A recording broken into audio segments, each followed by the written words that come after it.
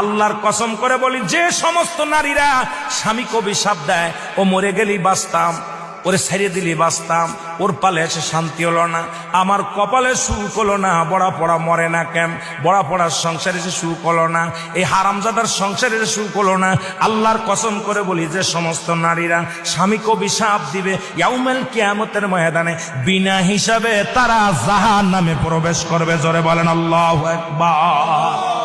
আমার মারা যারা মাইকের আওয়াজ শোনেন, শুনে নেন,